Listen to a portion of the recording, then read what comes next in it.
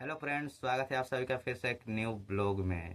तो दोस्तों, आज हम पढ़ने वाले हैं यानी कि जो पॉलिटेक्निक एंट्रेंस एग्ज़ाम 2024 का जो केमिस्ट्री का जो सॉल्व पेपर है उसी को आज हम लोग कवर करेंगे। तो चलिए वीडियो को स्टार्ट करते हैं बिना देर किए हुए। ये रहा मेरा बुक, ठीक है ना, polytechnic practice set question bank.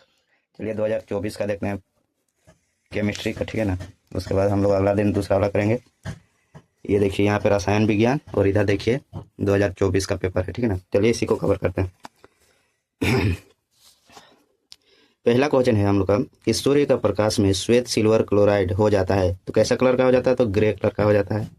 अगला है जस्ता और सीसा से अधिक अभिक्रियाशील है, यानी कि यहाँ पर जो ऑप्शन है तांबा, मैग्नीशियम, एल्यूमिनियम और लोहा, इनमें से यानी कि जस्ता और सीसा से अधिक अभिक्रियाशील कौन सा है, तो तांबा हो जाएगा। जब वसा और तेल होते हैं वे सड़ते हैं और उनकी महक और स्वाद बदल जाता है। क्या होते हैं, तो जब वह उपचयित होते हैं, जब वसा और तेल उपचयित होते हैं तो वे सड़ते हैं और उनकी महक और स्वाद बदल जाती है। अगला है 54 का, जब लिटमस विलयन न तो अम्लीय न क्षारीय होता है तो इसका रंग कैसा होता है, बैगनी होता है। अगला है कुछ पदार्थ जिनकी गंध अम्लीय माध्यम से क्षारीय माध्यम से बदलती है वे घ्राणीय संकेतक कहलाती है। क्या कहलाती है, घ्राणीय। अगला है शुद्ध एथेनोइक अम्ल का गलनांक कितना होता है, 290 केल्विन होता है, ठीक है ना। इसलिए यह ठंडे के मौसम में अक्सर जम जाता है। अगला देखिए, अगला है कि एथेनोइक अम्ल उत्प्रेरक की उपस्थिति में पूर्ण एथेनॉल के साथ अभिक्रिया करके एस्टर बनाता है। मतलब कि एक एस्टर बनाता है जो अम्ल है, ठीक है ना। एक एथेनोइक अम्ल कौन, मतलब कि बोल रहा है कि किस कौन सा उत्प्रेरक है, ठीक है ना।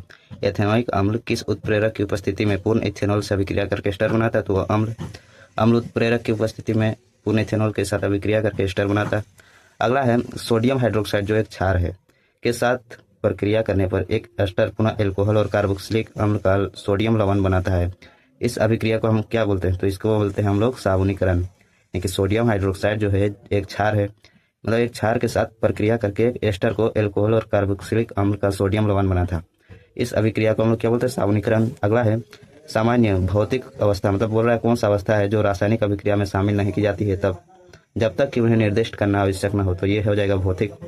अगला है जब गर्म करने के द्वारा अपघटन अभिक्रिया की जाती है तो इसे उसमें अपघटन कहा जाता है।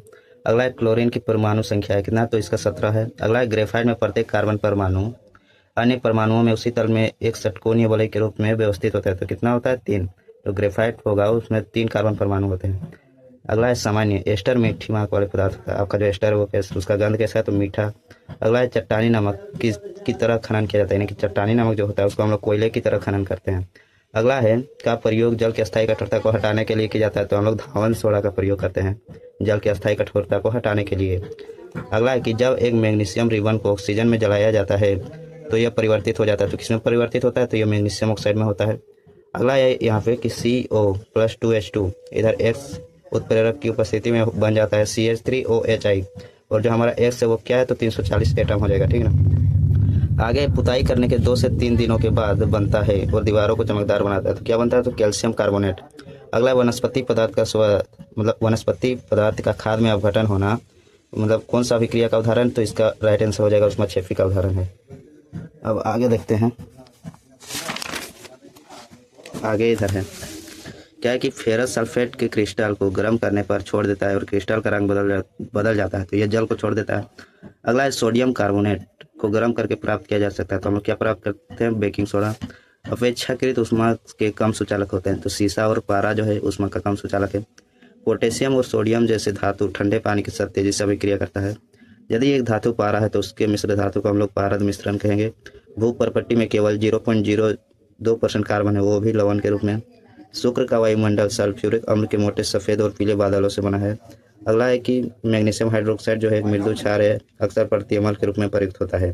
दंत वल्क कैल्शियम हाइड्रोक्सी एपेटाइट से बना शरीर का सबसे कठोरतम पदार्थ होता है। आगे मधुमक्खी का डंक एक अम्ल छोड़ता है जो दर्द और बेचैनी देता है। डंक मारी गई जगह पर खाने वाला सोडा जैसे एक मृदु क्षार का प्रयोग राहत देता है। आगे सोडियम क्लोराइड का जलीय विलयन क्या कहलाता है, तो वो कहलाता है ब्राइन।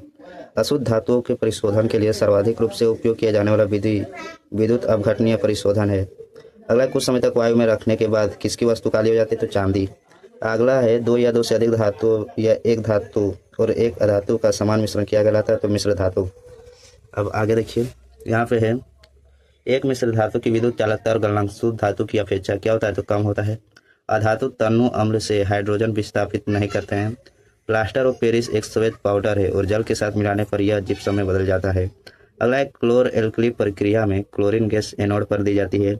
एक्वा रेजिया सांद्रित हाइड्रोक्लोरिक अम्ल और सांद्रित नाइट्रिक अम्ल का 3:1 के अनुपात में बनाया गया ताज़ा मिश्रण है।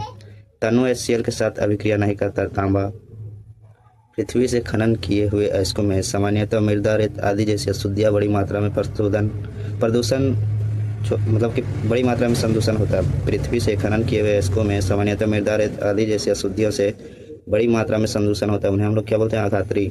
अगला है अम्ल प्लस धातु, ये क्या क्या बनाता है लवण और हाइड्रोजन गैस। क्षार में OH- आयन जनित रहता है। अगला है आयन की सांद्रता अधिक होने पर pH का मान कम हो जाता है, किसका तो हाइड्रोनियम का। सिरके में कौन सा अम्ल होता है तो एसिटिक अम्ल। जब खाने वाला सोडा को गर्म किया जाता है या जल में मिलाया जाता है तो उत्पादित होती है जो ब्रेड या केक को उठाती है और उन्हें स्पंजी और नरम बनाती है, तो ये क्या है तो कार्बन डाइऑक्साइड। आगे सल्फाइड अयस्क अत्यधिक वायु की उपस्थिति में अत्यधिक गर्म करने पर ऑक्साइड में परिवर्तित हो जाता है, यह प्रक्रिया क्या कहलाता है तो ये भर्जन कहलाता है। सीसा और टिन की मिश्र धातु यहाँ पर क्या है सोल्डर। अगला है क्षार या पोटेशियम परमैंगनेट या अम्लीकृत पोटेशियम डाइक्रोमेट एल्कोहल को अम्ल में उपचयित करता है। एल्कोहल सोडियम के साथ अभिक्रिया करके हाइड्रोजन उत्पन्न करता है। मतलब यहाँ पे मेथेनॉल जो है दृढ़ तंत्रिका को प्रभावित करके अंदर तलाती है मेथेनॉल। तो गाइज हम लोग हो गया, ठीक है ना, 50 हो गया। तो गाइज हमने फाइनली केमिस्ट्री का यानी 2024 का सॉल्व पेपर का जो केमिस्ट्री था, केमिस्ट्री का पेपर, उसको हम लोग सॉल्व कर लिए हैं। तो गाइज कैसा लगा आप लोग को? अगर अच्छा लगा है तो प्लीज़ लाइक करें और चैनल को सब्सक्राइब करें दोस्तों, और कमेंट कीजिए कैसा लगा वीडियो, ठीक है ना, और बने रहिए। धन्यवाद।